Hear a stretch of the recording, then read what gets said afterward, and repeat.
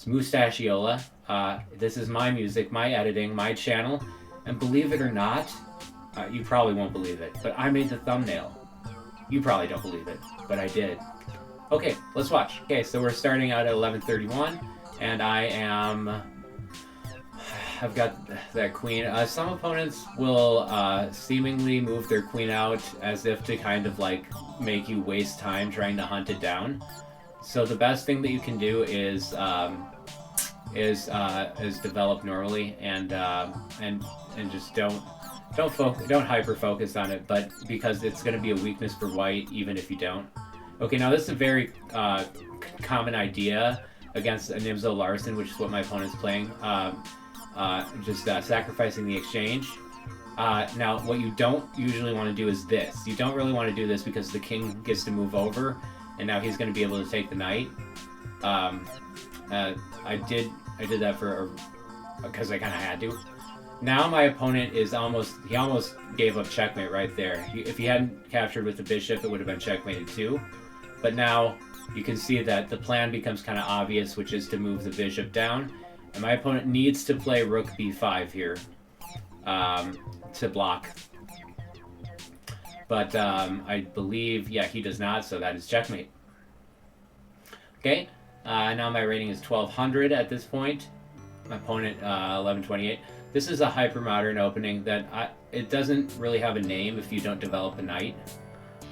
Knights are usually developed before the bishops. Although, you know, Hikaru is known to play a setup kind of like this. Okay, now my opponent could have gone in for the... No, he does. Okay, yeah. So you want to always be careful of the rook. It's always vulnerable against these lines. And my opponent, once again, I've got an opponent that is leaving that queen out there, kind of daring me to go after it, and I literally don't care. Okay, so now he stops me from actually nothing. I could just play queen h6, and I should have played that already. Now I play it, and now I have checkmate in one, and I just missed. No, I didn't miss it. Yeah, that's it. Okay, good. All right, and now okay. So I played a mix of d4, knight f3 openings. I don't always play d4, knight f3. I also play Nimzo Larsen. I play pseudo Catalan. I play two knights English. I play Queen's Gambit if things start to get rough. The Queen's Gambit is a nice old. It's probably the line I know the best. It is the first one that I played, or it's the first one I played after I realized that I don't like e4. But okay, now my opponent gives back the piece. He was up a piece, and he missed that I had two attackers. So, okay. And now this opponent's actually played pretty well fundamentally. Rating is 1325, so that makes sense. But now this is a great way to win a lot of bullet games is to get your opponent's king vulnerable. And now he's got to waste a lot of time defending. Okay, now I'm looking for the uncovered check, which I don't get. But now, if he doesn't move his queen, he'll have checkmate. He moves his queen. But see how much time he's wasted? He's wasted a lot of time. So now I try to cash in on that time. In bullet, time is going to give you dubs.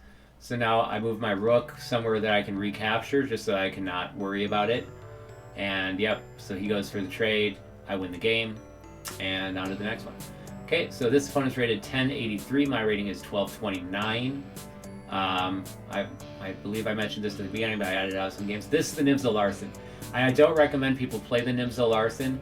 There are a lot of things that go along with it, like you can get checkmated super easily if you don't play King B1 after castling. And so, yeah, it's not... I only played in bullet. Now my opponent makes a mistake there. He should not have opened that up. I can go for the Greek gift right now.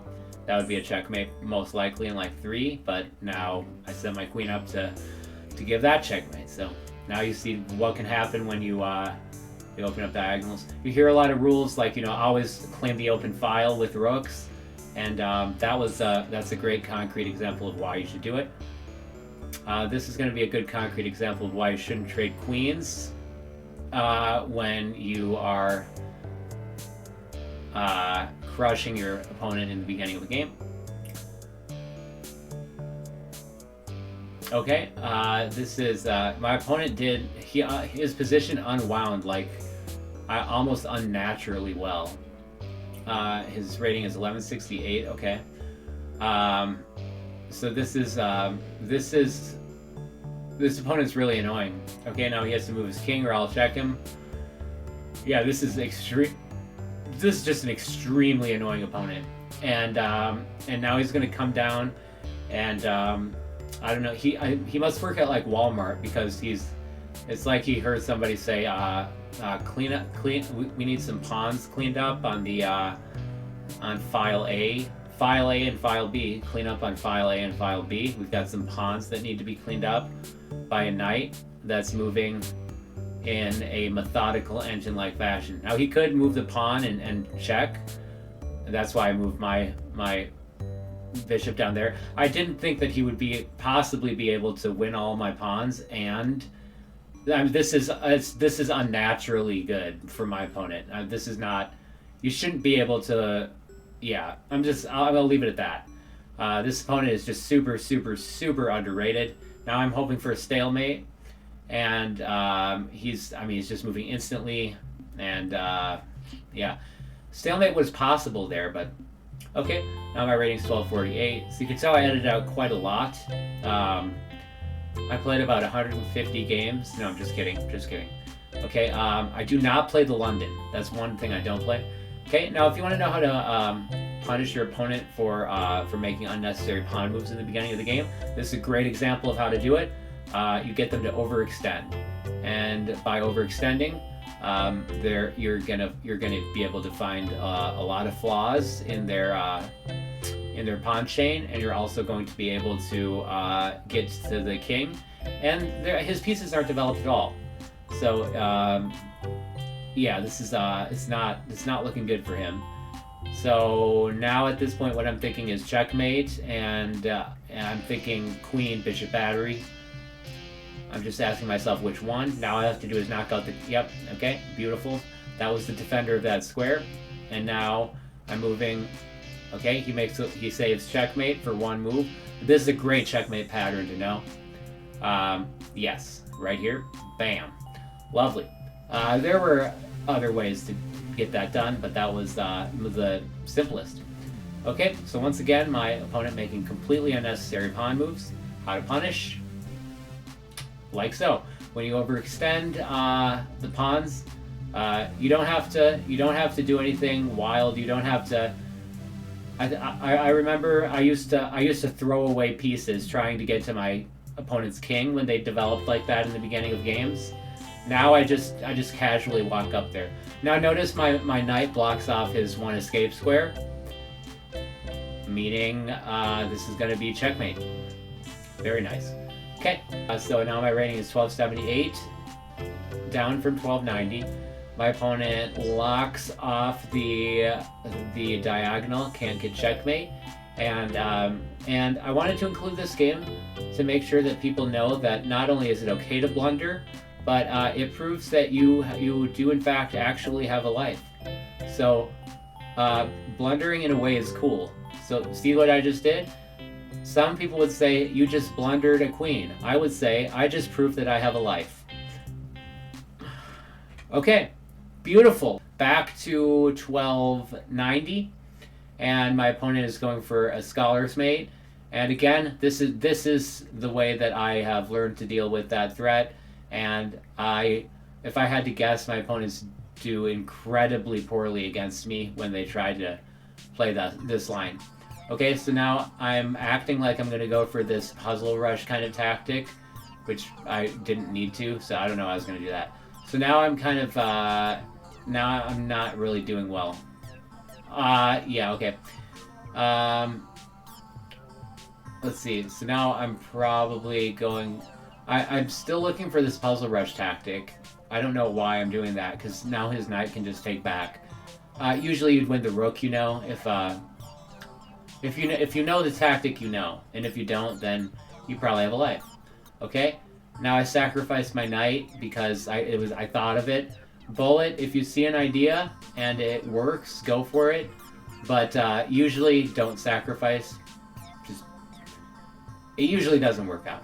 So now I'm noticing that my opponent's pawn is pinned, and that also he everything got developed somehow. I kind of don't know how that worked out for him at all. And the queen trade would be really good here, but yeah, it's not going to happen. Not going to happen. I don't have the time to win this game. And now I notice that my opponent's going for a checkmate, but he doesn't have it because my queen is defending. Okay. And now my opponent has... See that pawn that my opponent has? So this is the last game. I get checkmated, and my opponent is about to bring that rook down and checkmate me. And the only reason that I can't run away is because he's got that pawn on c4. So, I mean, that's really annoying. So the lowest rated opponent, I think, that beat me was probably rated about 1100. Top one that we beat was 1325. All right, so we finished at 1282. And that's it for this time, day 3. And if there are any FMs, candidate masters, national masters, international masters to play me, throw down, bring it on, come on. I want to find the Bobby Flay of chess, and I want him to come to my stream, and I want him to throw down. Consider supporting the channel by hitting the thumbs up button, by subscribing, or make like Arby's and ring that bell. I don't know what it does at Arby's, nor do I know what it does on YouTube, but I sure know that it would be appreciated. Okay, Mustachiola, over and out.